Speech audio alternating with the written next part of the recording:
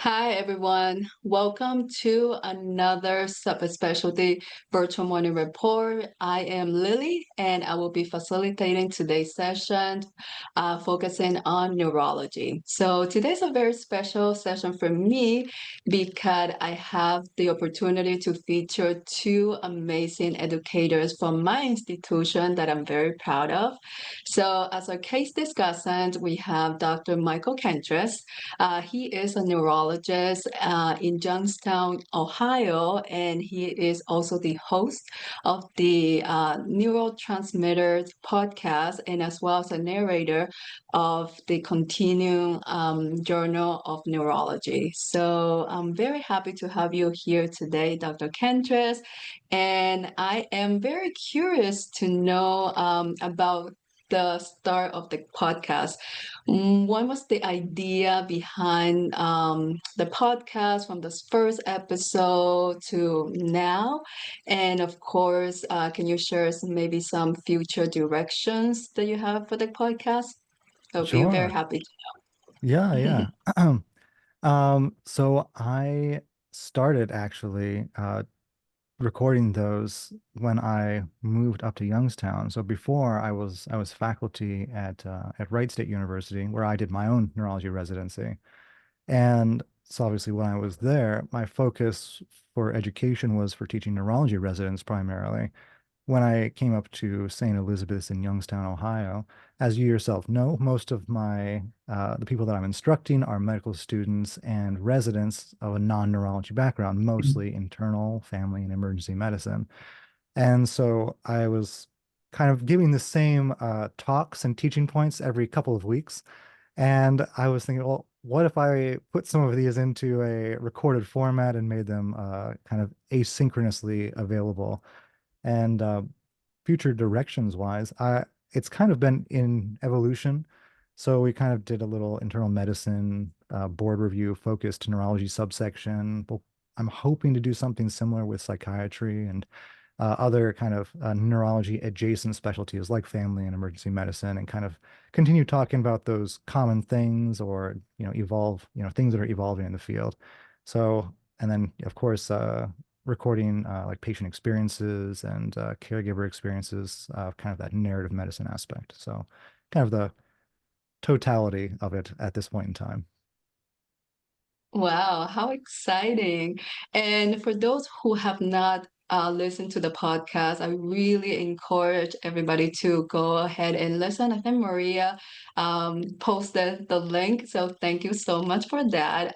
Please go. It is very educational, and I have learned so much from the podcast and have a lot of basic concepts as well as, management and differential diagnosis. So it will be really good, for those who have not listened to the podcast. Again, I encourage you to listen to it.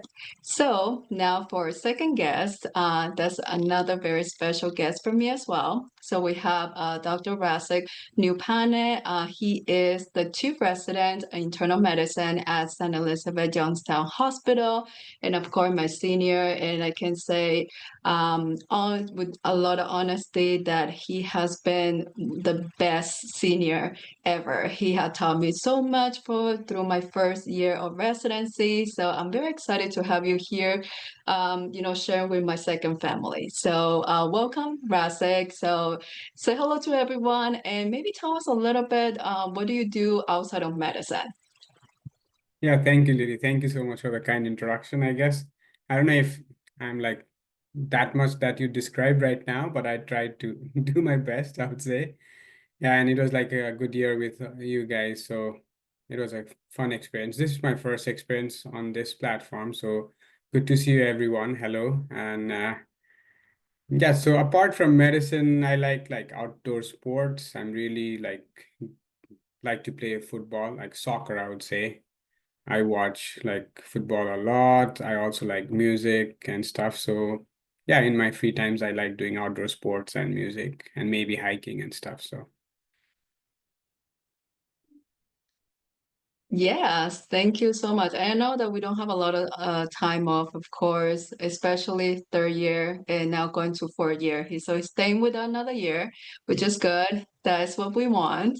Now I think we are ready to start with our session today. I'm very excited to hear about your case, and I think Dan and Julia. So thank you so much both for helping us today with the scribe and also the teaching points. So whenever you're ready, Dan, you can deploy the whiteboard, and Rasek, whenever you're ready, you can start with the first aliquot. Yeah, so I can start this case. So I did personally saw this case when I was in my around like last part of my second year, I would say. So this is a 65 years old female. To say like the chief complaint, the patient complained of having like bilateral upper and lower extremity weakness, mostly presenting as like a numbness and tingling sensation in the upper limbs initially, which later on like progressed as a lower extremity weakness and which was gradually progressing upward. And the duration was about 3 to 4 hours prior to the presentation to the hospital. So chief complaint, if I have to give a one-liner, I would say like 65 years old female with past medical history of like well-controlled hypertension and hyperlipidemia with some features of depression and anxiety came in with complaints of lower extremity weakness, which was progressive along with like bilateral upper extremity numbness and tingling sensation for 3 to 4 hours. Okay, Dr. Kentris. So I have a couple questions for you. But the first one is now with this patient with a weakness, so how would you approach weakness? So, I'm obviously a big fan of Dr. Berkowitz as well in my own educational history. And as I've heard on this forum before, it's localization and timeline. So those are always kind of the most important things because there can be many different causes, but the timeline is going to help differentiate that to a large extent. So when we talk about weakness, it kind of has to start with where is the weakness, right? If it's at one limb, is it a lower limb, upper limb? When it's bilateral and progressive, then that kind of points you in a certain direction. So now, am I reading that correctly, that it was lower extremity weakness, but just upper extremity sensory changes so far, correct? Yes, Dr. Kentris. Okay. So whenever we kind of think of like hyperacute, acute, subacute, chronic as kind of our broad strokes timeline, when we think of on the more hyperacute side of things, we start thinking of more vascular etiologies like different types of stroke. More on the subacute to acute side, you can have things like different things like neuromuscular junction disorders or peripheral nerve disorders like Guillain-Barré syndrome, and then kind of obviously this is not chronic, but then you have other kinds of like different myopathies and other kinds of chronic neuropathies. So again, it's kind of where can we put all of these together? So and that's always the question also is, are these symptoms, let's assume for the moment that these are all related to the same underlying etiology. Because one of the challenging things will sometimes be someone has like, let's say diabetes for a long period of time. So they've got baseline neuropathy and then they come in with a new complaint. So you sometimes have to suss those out a little bit. But in this case, if we're saying that the numbness and the weakness, I should say the pain and tingling and the lower extremity weakness are occurring at the same time, then we kind of need to think about where can we localize all of these things. So it all depends on if you're a top down or a bottom up kind of person in terms of going through your localization. And I don't know if you want me to go down that rabbit trail just yet, Lily. Actually, I have another question for you before you go Sure. in, because I know that there is a lot of learning from there. And So, please feel free to cut me off at any time. no, you're doing great. Uh, I'm sure. So another thing that we're talking about when we talk weakness, bilateral, or maybe focalization, what concerns you the most when somebody present with bilateral weakness or with like focal weakness? What concerns you the most between those So, two? so bilateral lower extremity weakness, you start thinking again, if we're discounting the arms, right? So I kind of think of like what are your can't miss diagnoses and your kind of hyperacute presentations, because I would say 3 to 4 hours is fairly acute. So you start thinking about things like cauda equina syndrome. You can also start seeing different kinds of myelopathic processes. And then again, kind of these more acute to subacute neuropathies like GBS. Um, and again, if we're talking about a progressive, like if it started distally in the lower extremities and now it's starting to involve the upper extremities a little bit um, on the later on down the road, then you start thinking about some of these other things that could be like, is it a stroke in evolution? Is it a myelopathy, like a transverse myelitis of an undifferentiated sort, uh, or any of those various things? Thank you. And I think a follow-on question is that sometimes when we hear the word weakness, we have hard time to differentiate between like weakness or fatigue. So what are Mm. some of the key questions that you would ask the patient to kind of differentiate those two? So a lot of times it's better to be concrete.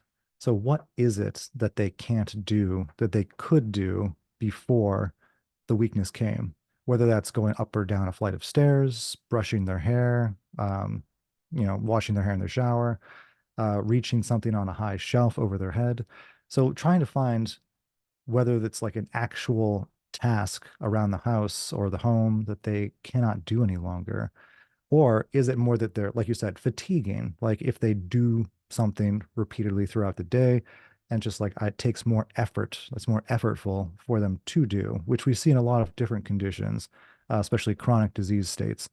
So that can be hard to differentiate sometimes, but trying to be concrete about what it is that they actually cannot do, that especially if we're talking about someone presenting to the hospital, it's usually got to be fairly pronounced to get most people to come in.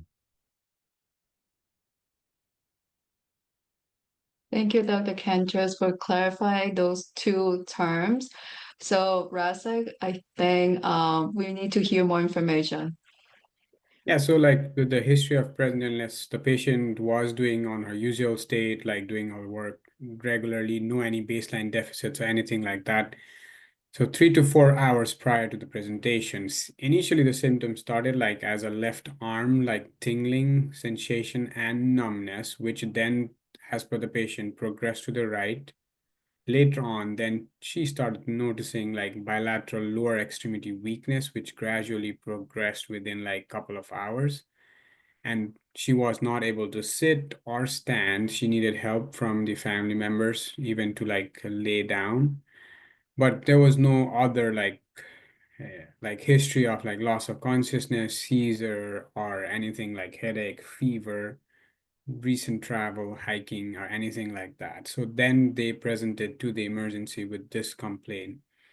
So they did not complain of anything like loss of like any urinary or bladder incontinence at that moment too, and no facial deviation or slurring of speech, nausea, vomiting, or anything like any recent like sick contacts or anything. The only pertinent history that the patient gave was she had a flu-like illness about 2 weeks ago associated with like multiple episodes of loose stools.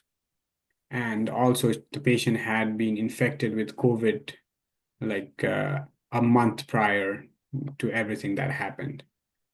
So these were the major like history of present illness for the patient. So Dr. Kentris, first question is, what are you thinking when Rasa was presenting the HPI? And one of the things is that the patient had this recent upper respiratory infection. How can you tie this in between like the infection and the weakness? What are you thinking? So, I mean, I think everyone's antenna are starting to tingle a little bit when we have a preceding flu-like illness, some sort of URI type thing in kind of the subacute period prior to this episode. So I mean, the one, especially with a diarrheal illness that we always think about is Guillain-Barré syndrome. But there are other kinds of post-viral kinds of syndromes that can be. So I would say that something like transverse myelitis, or if, let's say, hypothetically, the person did have some confusion or disordered mentation, you could think of things like ADEM. Exactly. Yes, I love that, Pranay. So yes, ADEM, things like that would still be on there. So, but that being said, if they have, usually intact vision, intact orientation, all that kind of stuff, then you tend to think not side of the brain, but spinal cord still in play. And obviously, the main way that we would differentiate between some of these central and peripheral processes is with our physical examination. Good. Dr. Kendra, we will be there soon. Not yet. Yes, no, I know. Yep. So another thing, with some of the symptoms that Russ had mentioned, but can you give us some example of some maybe associated symptoms that can help you to pinpoint the location of the problem? Absolutely. So when we start seeing sensation, right, we can rule out. So if we start at the let's start distal and work our way proximal. So kind of at the far end, we have muscular disorders, right? So if that was the issue, then we should not have any sensory involvement. So we can say probably not a myopathic or myositis type process. Moving up, we have our neuromuscular junctions. Same kind of issue, right? There shouldn't be any sensory involvement classically with things like myasthenia gravis or Lambert-Eaton. Moving up from there, we have our peripheral nerves. Now we can start having a little bit of a mixed picture with different types of sensory. And again, we can kind of break that down even further. If we know this person's, say, having these pain and tingling, that would suggest maybe more small fiber involvement. If we got a story that was more like a sensory ataxia kind of thing, that might suggest more of a large fiber. And then obviously the weakness itself, motor involvement. So we can kind of break those down into a little bit of clusters. So peripheral nerves, certainly a possibility. Moving up from there, we have kind of our dorsal root ganglia, which would be more sensory primarily. And then up from there, we have our spinal cord and our different tracts. So like corticospinal, spinothalamic, dorsal columns, all that kind of thing. So all of those could theoretically be affected to greater or lesser extents when we start talking about processes like ADEM, like transverse myelitis, again, which, transverse myelitis best thought of as kind of a, garbage can diagnosis, under which falls things like the kind of post-viral uh, MS, NMO spectrum disorder, et cetera.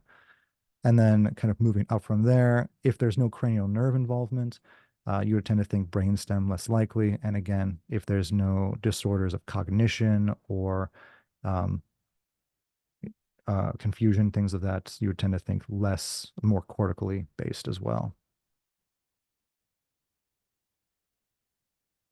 Thank you, Dr. Kentris. So Rasa, back to you with the more for the case. Yeah, so if I have to go like further, so when the patient presented to the emergency department after all of this, she was initially like hypotensive, and which improved on like 2 to 3 liters of fluids. And vitals wise, she was doing kind of fine. Heart rate was like 74 per minute, like regular. Blood pressure was in the normal range after the fluids. And respiratory rate was in the normal range, around 12 to 18 when she presented. And she did not require any oxygen on the initial presentation.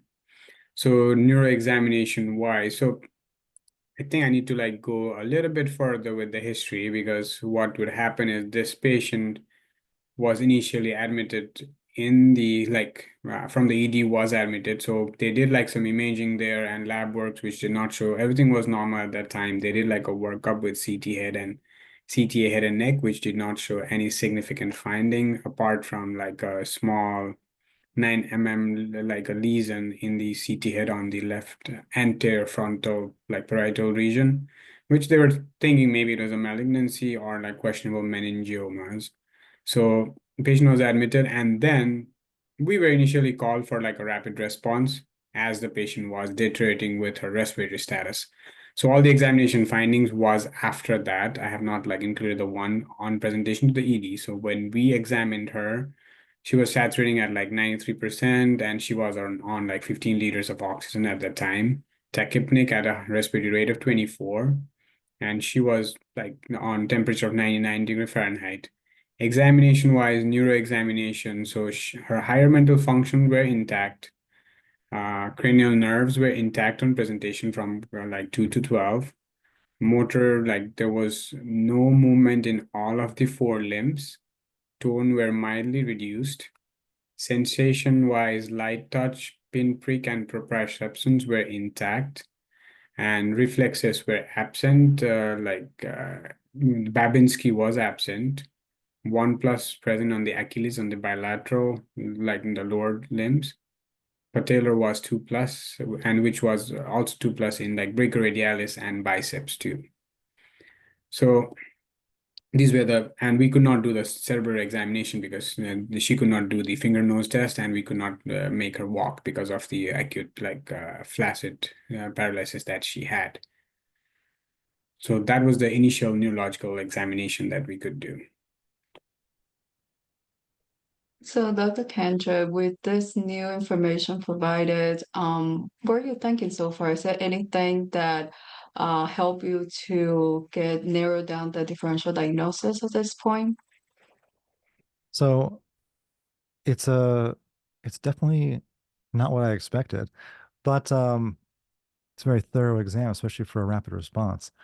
So what catches my eye is the fact that we have this, so essentially intact sensation, and then we've got this mildly flaccid weakness in all four extremities. And again, right, 2 through 12 are intact, so I assume no dysarthria, no dysphagia, no eye movement abnormalities, anything like that. So that's very fascinating to me. So again, right, it kind of reinforces our previous localization in as much as probably brains below the brainstem. The reflexes are mostly intact. And this is where things get a little hairy sometimes, right? We have our test answer and then we have real life sometimes. So when we're thinking about things like, yeah, right, there's really just two criteria, and that's reduced reflexes, reduced or absent, and progressive weakness and numbness. Um, so if we're seeing that, then that can still be considered. Now, the thing that would throw us off, right, if we're thinking spinal cord as a localization, well, there's no Babinski sign, the tone is reduced, the reflexes are not elevated by any measure. So it would tend to point maybe a little bit away from spinal cord etiology at this point in time. And, I shouldn't be too much of a neurologist, because what Rosick was mentioning as far as like the tachypnea and some of the potential hypoventilation and things like that could still be seen with like in evolution GBS. So I think those are all good things to think about. One thing that it's not routinely checked, but that can be helpful in the moment is there's two bedside tests that can help if you think that someone's breathing difficulties might be more neuromuscular related, and that's neck flexion. So you can kind of use someone's neck flexion strength as an indirect measure of some of their diaphragmatic power, and then doing a one breath count. So have them take a deep breath in and count as high as they're able to. And generally, you should be able to get pretty close to 30 in someone with normal respiratory effort. So if you're seeing, it's more useful as a trend over time. Um, if you don't have someone who can come and do respiratory vitals on a regular basis in those kinds of patients. But it's a useful thing to kind of have in your back pocket if you're kind of alone on the wards at night, especially. So that's a long way of saying that I am leaning more towards a peripheral etiology, just given that we have mildly reduced ankle jerks at this point in time, and that we don't have anything to suggest a central process, at least on our physical exam at this point in time. Okay, I think I learned something new. I'll try to apply to that on my next rapid response. So, Dr. Kentris, before Rasif, gonna give us some of the, initial labs. What are you expecting? Like at this point, what labs would you order and what are you expecting to find? So lab-wise, I, would probably get just the regular stuff, CBC, CMP, that kind of stuff. Make sure there's nothing that would be, I mean, it's unusual, right? When we think about, I haven't really talked about like toxic or metabolic etiologies as potential causes. It's unusual that you would see something presenting this way again without any confusion, right? You can think of like weakness with hyponatremia or hypomagnesemia, but a lot of times there'd be other systemic symptoms that should have shown up, either concurrently or before the neurologic symptoms. Um, Similarly, you could think of, and I should mention this as well, is that sometimes if this is kind of an in evolution process, if this has truly only been present for a few hours prior to hospital admission, then even with a spinal cord issue, you can have mildly reduced to normal reflexes in the kind of hyperacute period, and they wouldn't become brisk until sometimes days later. So that's the problem, is that we're still in this kind of acute phase of things where there's a little bit of an overlap of the Venn diagram as far as examination findings. So, so yeah, I would just kind of start with basic labs, and uh, I would probably at this point in time, given what's on our differential, you kind of want to keep an eye to the future. So a lot of times you'd probably be getting a PT-INR and also an IgA level. If you're considering giving IVIG, you want to make sure that people aren't IgA deficient, so you can avoid an anaphylactic reaction if you do decide you need to give IVIG. That's really a good point. Sometimes we don't think about what to order before giving certain treatment. And Dr. Kentris, I'm curious to know if from the patient past medical history, is there any comorbidities or medication wise that you're concerned about when somebody present with weakness? I don't think we touch base about some of the past history of the patient. I mean, hypertension, hyperlipidemia, Mm. again, right? If we were thinking more on the stroke side of things, spinal cord strokes are certainly a possibility. Um,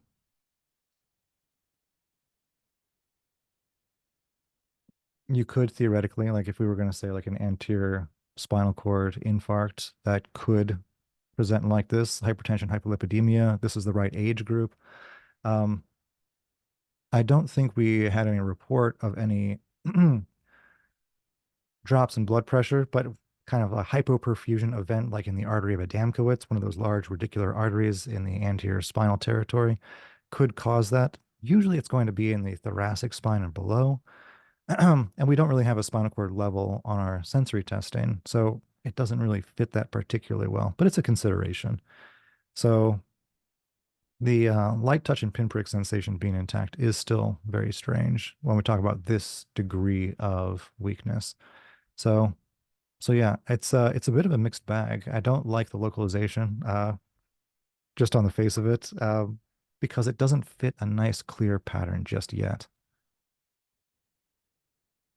That is correct. Well, we bring a lot of strength cases to the CB sober, so that's why we have people like you to come and teach us about how to reason through this process.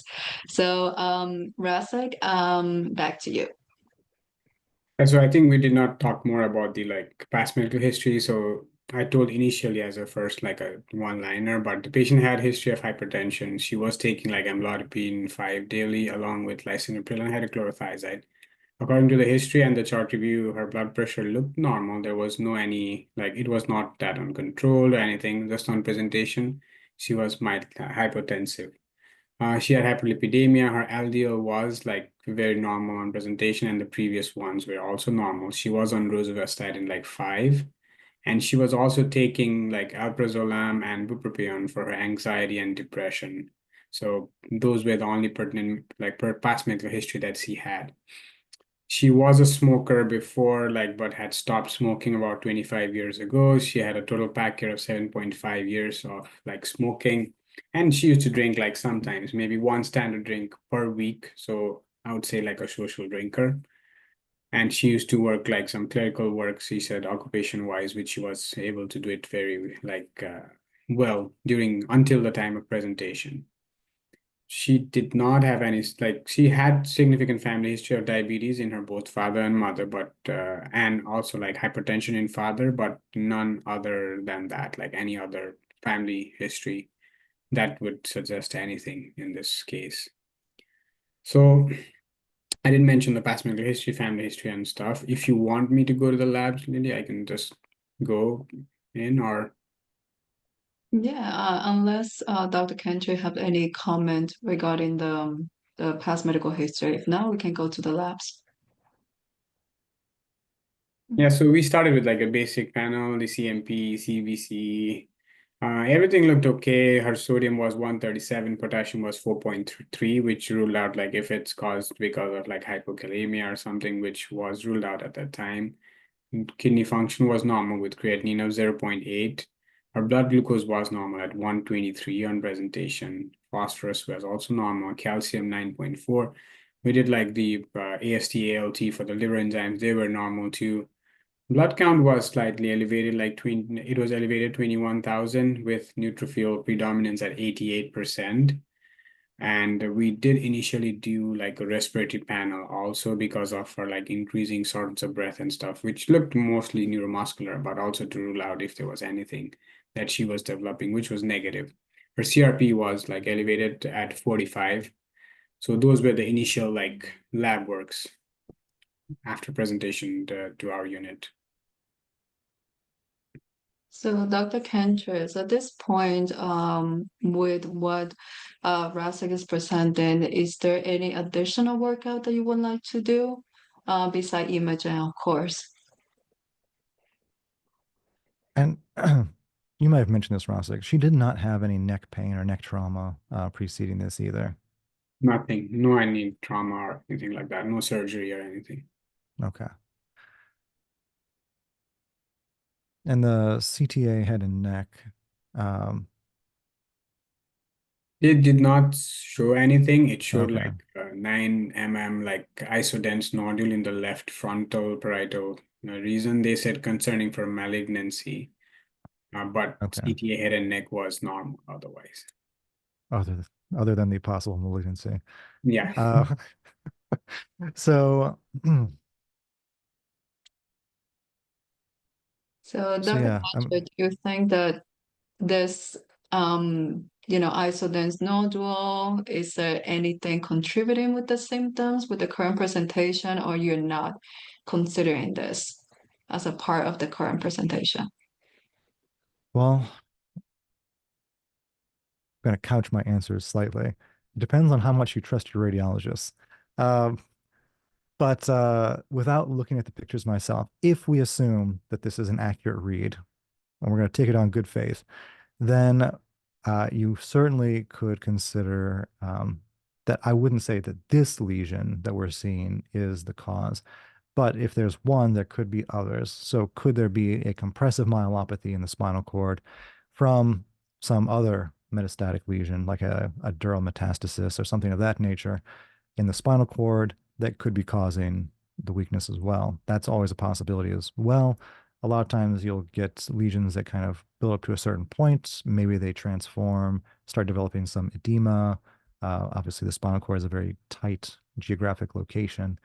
So, so certainly a possibility that there might be some compression going on there. And with the white cells and the CRP, I assume the SED rate was normal-ish, perhaps, Rosik? Yes, I think it was Is like 25. okay.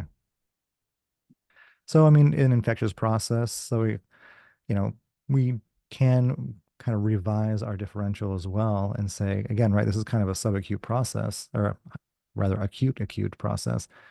Um, so could an infectious myelopathy, like a epidural abscess or something of that nature, also be a possibility? Um, is all the flu-like illness and the loose stools just a red herring to kind of lead us down a primrose path?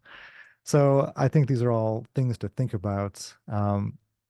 And at the end of the day, our exam unfortunately has only taken us so far. It's given us some ideas of where to point the scanner next, but I do think imaging is going to be a big part of our workup going forward. And it's always one of the things I always talk about is like, what am I going to do with these results? So, what do I do if I find a lesion? And what do I do if I don't find a lesion? So, because that's always the problem, right? We think our exam tells us this is where the problem should be. If we get the MRI or the CAT scan, there's nothing there. Now, what do we do? So, so it is still, right? We kind of have our list of possibilities. And I tend to kind of work through things as far as like, well, what is the most life-threatening of the diagnoses, and what are the things that you can't miss, and then kind of what are the most, or the I should say, the least to most invasive testing, and you kind of work your way through that in as efficient a manner as possible, given the resources wherever you may be at the time. So, Dr. Kenter, what are some of those life-threatening conditions that you're thinking? The one that you don't want to miss? So I would say that the two biggest ones in at this point in time with this patient would be Guillain-Barré syndrome and also like a cervical spine myelopathy, whether that's a compressive myelopathy or something else that could potentially compromise this person's respiratory status. As we all know, like as soon as someone ends up intubated on a ventilator, the risk for morbidity and mortality increases. So that end, we know that also a lot of the outcomes with things like Guillain-Barré syndrome is linked to earlier initiation of therapy. So with those like IVIG, plasma exchange, we're not actually treating the nerves. We're just getting rid of the antibodies to stop the inflammatory process. So the healing still has to happen from whatever nadir they've reached at the point that we start treatment. So getting to a point where we start treatment as soon as possible for whatever the diagnosis is, whether this is a spinal cord lesion or a peripheral nerve lesion, is going to be important because a lot of these things have very long roads of recovery, regardless of where we end up with our ultimate diagnosis. That's correct. So, I think Rasa, do you think that it's time to show some images to Dr. Kentris?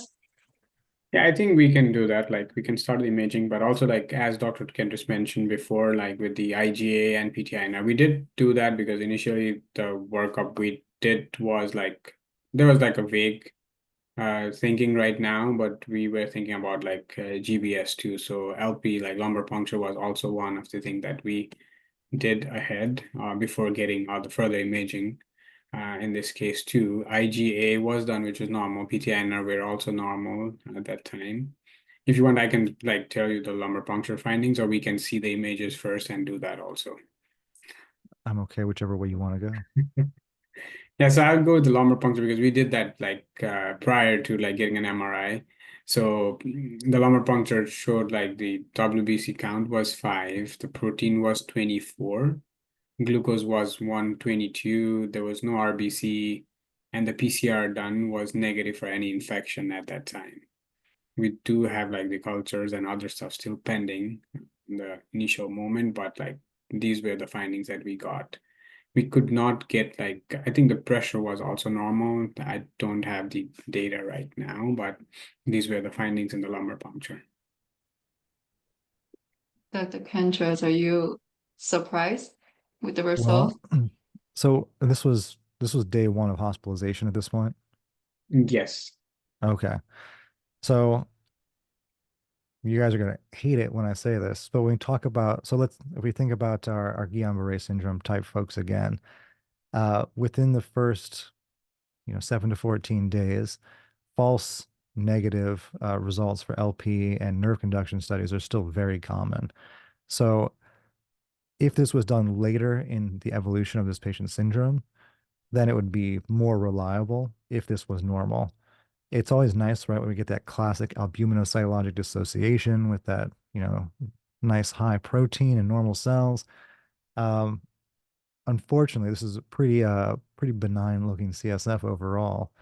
So it while I would say it's very good, we rule out infection and a lot of our like transverse myelitis and things like that would be elevated with protein as well. Not always, but often. ADAM certainly should have an elevated protein as well. But I think we can rule out some of those etiologies, but I don't think that this rules out GBS. Right. So, Dr. Kentris, when you talk about this maybe unreliable initial result from the LP, at what point do you consider to rehab the patient if I would needed? say, yeah, I would say anywhere from 7 to 10 days. Like if we're on day one, then I would say within like the first somewhere between the end of week one, start of week two, would be where I would normally go. Um, as far as like repeating an LP, assuming like the rest of my testing has also come up without anything revealing as far as an ultimate diagnosis. Okay. So, Rasa, do we have more details for this aliquot? Yeah, no, I think now we would go to the imaging. So we did like initially the MRI of the brain, which was like it showed the same like 9 mm neural lesion in the left parietal lobe, which was likely meningioma at the time. So I don't know if that would play any part of all the symptoms. Then we did get the MRI of the spine, which if you can show the images. Mm-hmm. Yeah, I'll be sure to.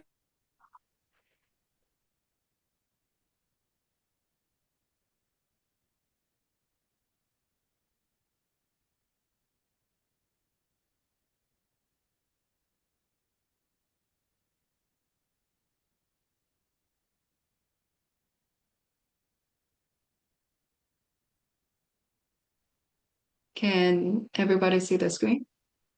My screen? Yes? Yeah. Okay. Let me just.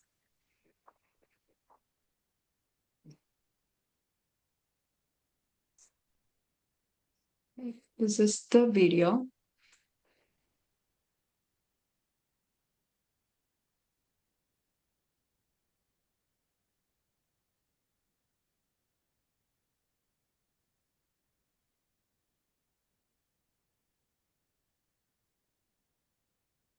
Okay. Would you like me to repeat again? Could you pause it in the midline? Yeah, sure. Let me know when to pause. Right about now. So, Mhm. so we're looking at a T2 sagittal view of the spine here. And the on T2, spinal fluid is bright. And so we can see the spinal cord coming down. And this is a very odd break. I don't know if you have the axials as well. Um, but there's this uh, fluid bright level. Yeah, if you go about two, three, four, about C4, C5, Here. up Oh, up a few more levels down to right there. Yeah. Oh, right there. So you see that discontinuity almost. I shouldn't use that word lightly, but it almost looks as if there's a discontinuity in the spinal cord there. There's so we talk about different things in the spinal cord. So CSF is bright. So things that tend to have fluid in them are also bright. So it suggests that there's some sort of fluid-containing structure there as well. I can't tell if there is an abscess or a cystic mass or anything like that on this view. The axials might help elucidate that. And I don't know if we have pre and post contrast T1s as well. I know I'm asking for a lot, but that would be kind of when we're talking about like when we would give contrasts, then a lot of times we're thinking about like inflammatory, infectious, and neoplastic processes, kind of broad strokes. So yeah, it's definitely a bit of an odd look, but I think transverse. Can you cycle through it one more time, Lily? I'm sorry. no problem. Let me see if I can. 1 second. That's okay. 1 second. Just open and do this again.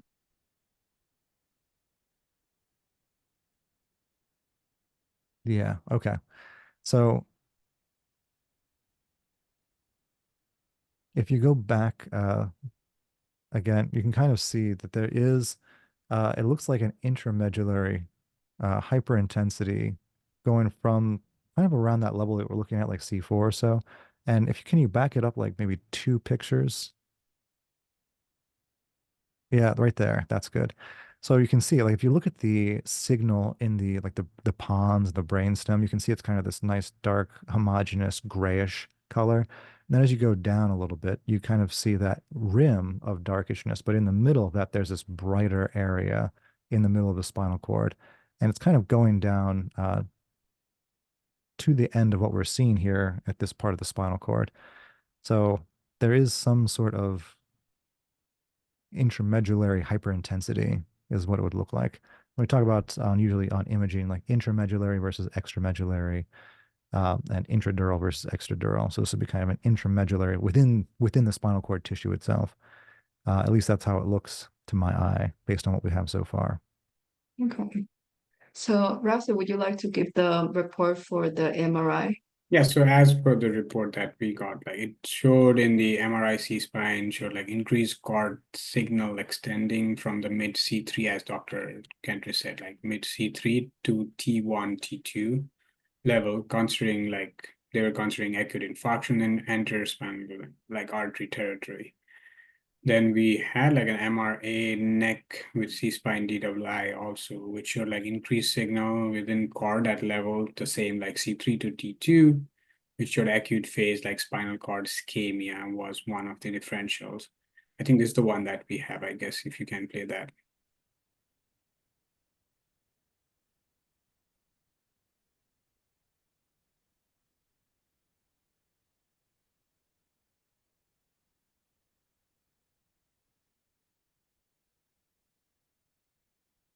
Oh, wow.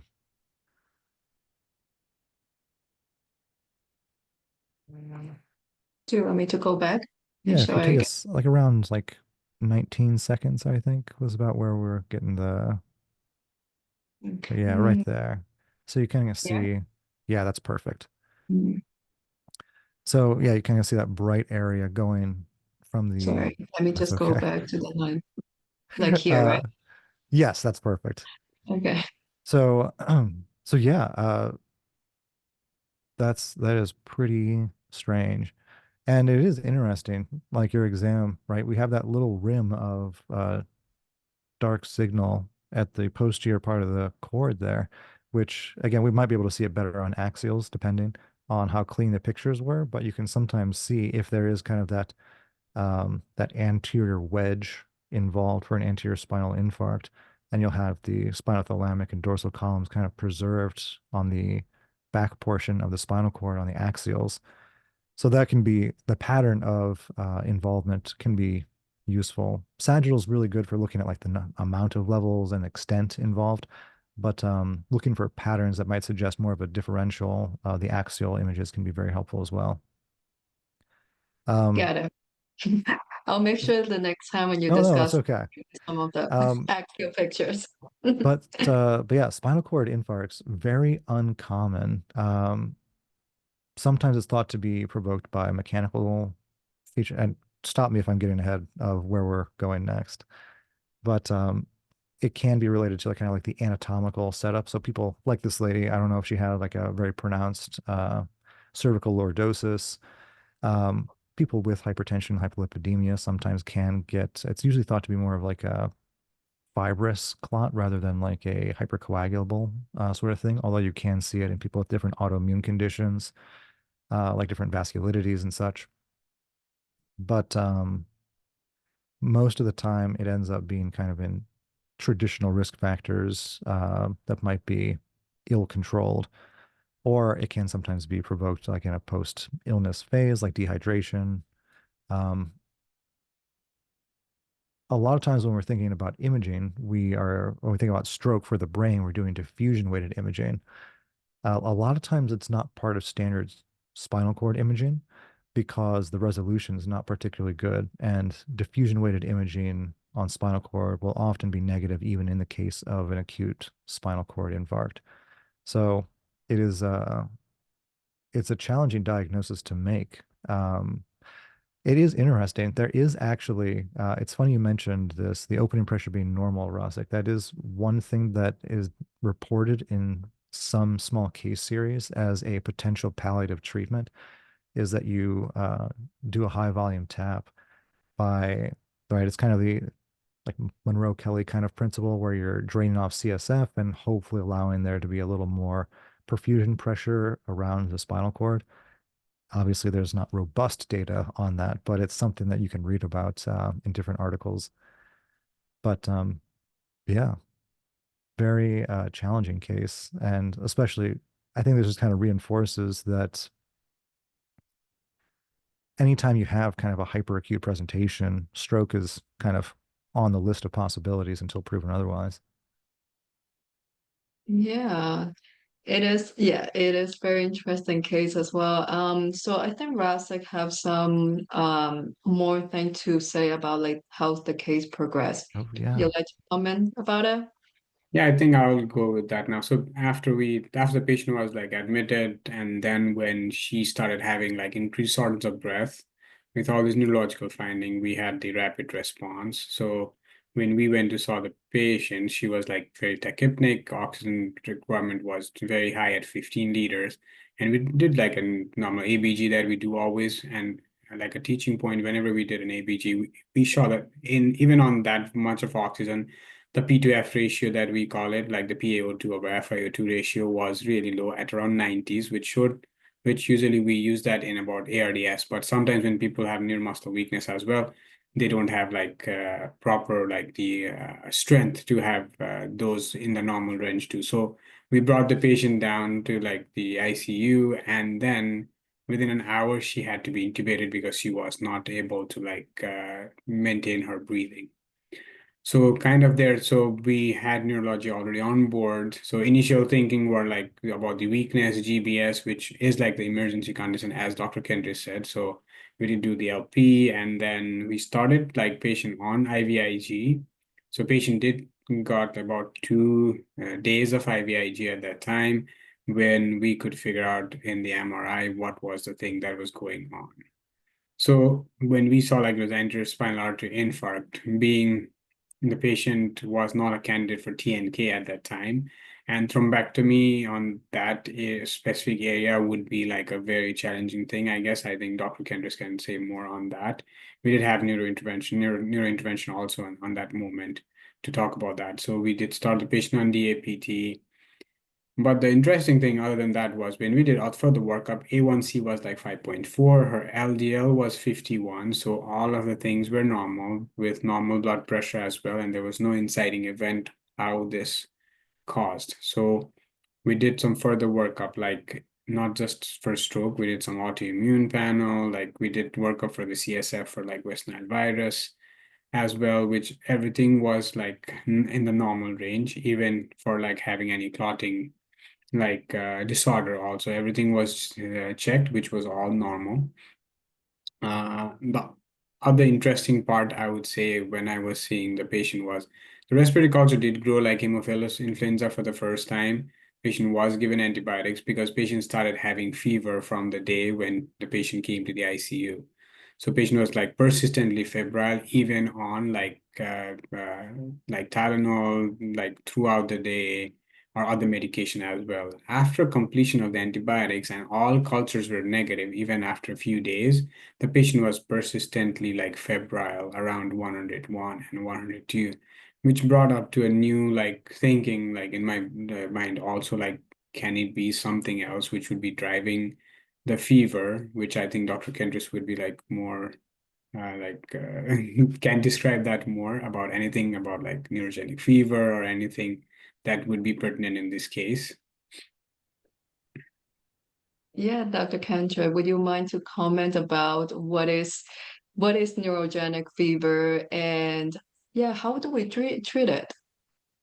So yeah, there's a kind of a spectrum from like just mild fever up to what we call like autonomic dysreflexia, which is commonly reported in people with high spinal cord injuries, typically above like kind of like the T4, T5 level. And so you're oftentimes looking for, is there any source of discomfort in that area below the area of spinal cord infarct. This is more seen with people with impaired sensory issues, but a lot of times it's an impaired kind of feedback loop. So you do have to kind of check out and make sure if there was a prominent motor component, making sure that they're having regular bowel movements, that the bladder is being emptied, that you're not missing kind of something more distal to the area of injury. And a lot of times, making sure like someone who's having urinary retention, you drain the bladder off, then their vitals stabilize, things like that. So yeah, it is very common as far as spinal cord injuries go. So it's always something to keep in mind if you've worked people up, haven't found an infectious cause of fever, to look and make sure, like, is there like, a low-grade pressure ulcer? Are they not getting rolled enough? All these kinds of things can be potential causes of um, these neurogenic fevers and spinal cord injuries. Doctor, is during that time, like when I was like investigating the case and managing the case, I would say, so I don't know, I was thinking like if we have a spinal cord lesion, so the initial sensory findings which were not suggestive, like for a definite diagnosis, but maybe it was too early, like within a couple of hours. So I don't know if still we were not having like the full like neurological presentation at that moment. But would like after having an infarction, would like if the patient cannot sense like anything like pain or temperature from the distal like limbs, will the brain react to that, like setting up the hypothalamus to like setting up the temperature, and that would be causing the fever, or would that not be the proper mechanism for this? I think it's more related to like usually small fiber dysfunction, in as much as like it's basically a broken feedback loop. And so you have a signal, it doesn't go anywhere. And so I don't know that it is that involved. There probably is some hypothalamic involvement. I apologize. I can't give you a more in-depth explanation on that piece of it specifically. But as far as the sensory involvement, it would be unusual if it were saying this is a purely anterior spinal cord infarct. But if there was, like, say, some cord edema that caused some compression on the sensory fibers over the next several days, that is certainly a like kind of more of a like almost a crush injury phenomenon that could theoretically lead to some sensory dysfunction and more likelihood of having some dysreflexia. Again, kind of what I said earlier also is that a lot of times the hyperreflexia and those upper motor neuron signs that we get with spinal cord injuries may not manifest for several days after the initial injury. And so sometimes that can be traveling with this as well. Part of it is that you have these inhibitory spinal interneurons as well. And so you might be losing this kind of spinal feedback process. You can kind of see uh, like the inverse of this a little bit, like in people who have worked in the ICU, where you have posturing or triple flexion responses, right? We get this dysfunction of the brain on the spine rather than the spine on the brain. So kind of it's all of a piece, more or less, as far as what's inhibiting what. And so you can get these different disordered feedback loops. It was just like my own explanation at the time because like pain and temperature fiber are mostly in the anterior lateral part, right? So Mm. if that was if when we have the anterior infarct and if it was cut, so that might be causing it. But I don't think there will be any other definitive like treatment wise for those cases with neurogenic fever, right? Now it's usually Tylenol and making sure you're not missing something physically in the patient that could be causing them physical discomfort that isn't, they're not able to either communicate or even sense it properly themselves. Yeah, really, So, I'm overtaking you a lot. I think you can continue. Sorry. sorry, Dr. Kentris and Rasik, we have come to the end of the session, but before we go, would you, Dr. Kentris, give us a two or three teaching point from this session? And of course, Rasik, you can tell us what have you learned from this case? So two things that I think this case helps is that uh, you can rely on your localization. I think we were straddling two worlds there, peripheral nerve versus cord. So I think we were in the ballpark. So it is very helpful to know like what are the tests I need to do to get to a diagnosis. And the second one is kind of knowing what are my next steps. So always having a plan B. I had one attending who would always say that neurology is so humbling because you're wrong so often. And I have found that to be unfortunately true in practice to a large extent. So it's always good to know, like, if this, then this, right? It's like if for every test, and this is kind of, I'm sure everyone in training is sick of hearing this from their attendings, like, what am I going to do with this result? So knowing if I see something, what am I going to do with it? If I don't see something, what am I going to do next? So always having a next step. So that way you're never caught flat-footed when you need to move on, especially in something like this that's moving very fast pace. Now, add on a third one. It's like someone presenting with hyperacute weakness and or sensory loss, stroke until proven otherwise. Thank you, Dr. Kentris. And Rasik, tell us a little bit what happened. I mean, what have you learned from this case? Yeah, so from the case, I guess, with mostly, I don't know, maybe we are tested too frequent, like on exams and everywhere, like lower limb weakness, like paralysis.